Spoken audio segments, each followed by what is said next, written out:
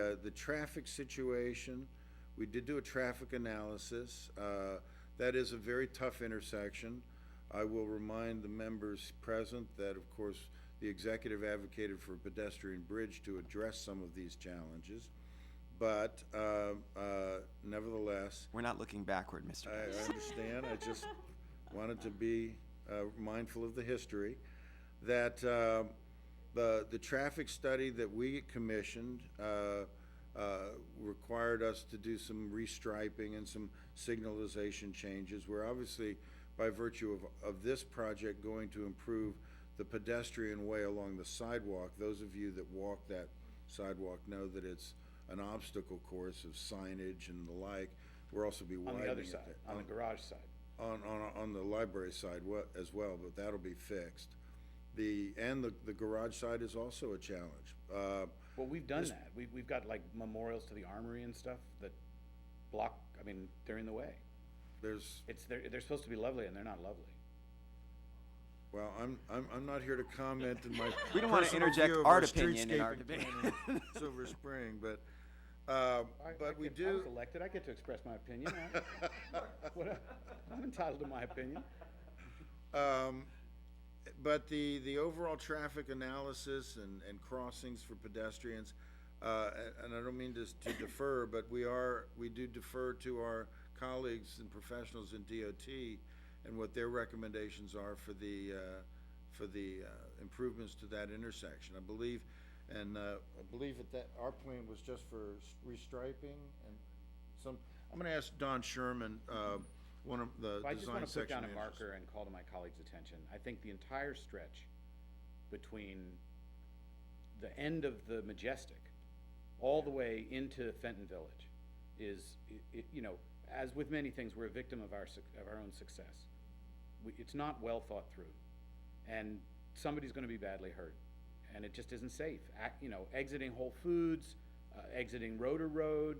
You know, I'm an occasional moderate customer of the liquor store. There's just, you know, one intersection after another is a major hazard, and I get complaints from constituents about it, and they're right. And so signage, pedestrian access, pedestrians crossings in front of the movie theater and where the borders used to be, people jumping over the hedge to cross in places where they're not supposed to because of course they want to go directly to CVS. Why should, you know, all of this, it needs a rethinking and a traffic study, that whole strip. And what gave rise to my exchange with Art Holmes and Emil Wolonin was this strong desire for a left turn signal for those turning down Wayne towards the metro station. When the transit center opens, there will be even more of those people. I mean, it's building. There's more and more and more, and I just don't feel that we're coping with this in a smart way. But I think your characterization of the problem, while accurate, bespeaks that it is a larger problem than this library can solve. Oh, I agree. But you're part of it. I mean, the library. You're right. It's a DOT issue, but I'm just raising it with you because it's on my mind. We're talking about this intersection, and I found DOT's response. I'm just saying for the record. I don't know if anybody's listening from DOT. Underwhelming. I'm not impressed. I don't think it deals with the immediate and the long range problem that will be aggravated when the library opens and that will be aggravated when the transit center opens. If the committee's pleasure, I can ask Mr. Sherman to just tell you what we've done and what our plans are relative to this project. Well, I think that's important, so yes. For the record, Don Shorman, I'm the chief of the project management section for the Division of Building Design Construction. What we did is we worked with DOT. We brought on their consultant that they had recommended who had good experience in a pedestrian setting. We basically went out and did pedestrian counts, and then we looked at how the library was going to operate. And then we put together recommendations about how we would address, you know, the pedestrian safety issues, and we came up with about 12 different items to help address the pedestrian safety. We were looking at intersections, 2 intersections away. On Fenton, we looked all the way up to Colesville. On Wayne, we looked down to Cedar. Obviously, we looked down at Georgia and then back on Bonifant and then one street further to the south.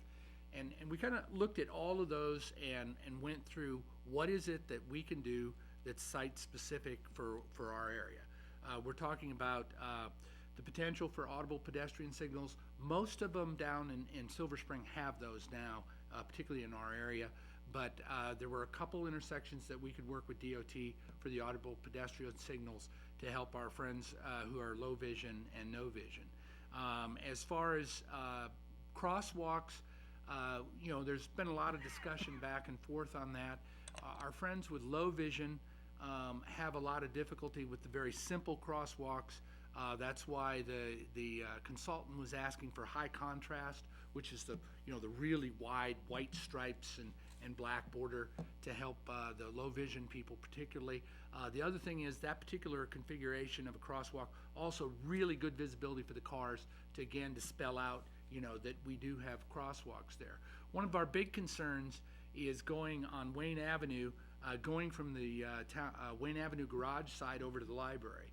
And we're basically going to need to address, we want to pick those people up as soon as possible and try to eliminate that follow your nose, cut across traffic too soon.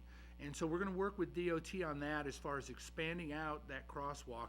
Instead of being, say, a 12-foot crosswalk, we're looking at doing an expanded crosswalk, maybe as wide as 30 feet wide, to kind of push up Wayne Avenue towards George Avenue and try to catch that a little bit earlier.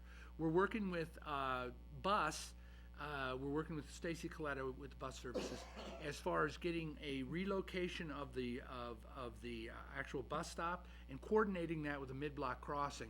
You remember if you're at the Wayne Avenue garage and the old when the Silver Spring Regional Center used to be right there at the corner, how everybody would always cut across that little island right there. Very convenient. Also a really nice location for a mid-block crossing. So we're going to work with DOT on getting that mid-block in there and basically addressing the fact that we have a lot of people coming from Ripley and Fenton up and cutting through 8515 George Avenue, which is the high-rise building, and the Wayne Avenue garage, coming up that alley that puts you up into the Silver Plaza. So working with on that. So we worked through all those various issues. There was, like I said, 12 of them. We met with Darian Unger last Friday, my project manager and I, and Jeff Dunkel, who's the pedestrian safety with Art Holmes' office. We all met with Darian and went over all these last Friday. So generally, we've been working very hard. We got a good, I think, independent results that really indicate, strong things that we can do to help it. One of the things I did leave out is we're going to put in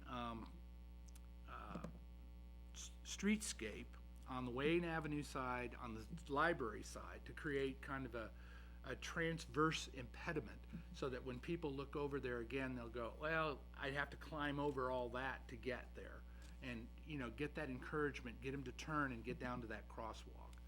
I acknowledge all the things you say. Mm-hmm. Obviously, vision impaired constituents are an important component of the problem. I want to say I think that the problem for automobiles is also significant, and that you have a situation where I'm a little confused about what's north and what's south. I think Fenton actually runs sort of northwest, right?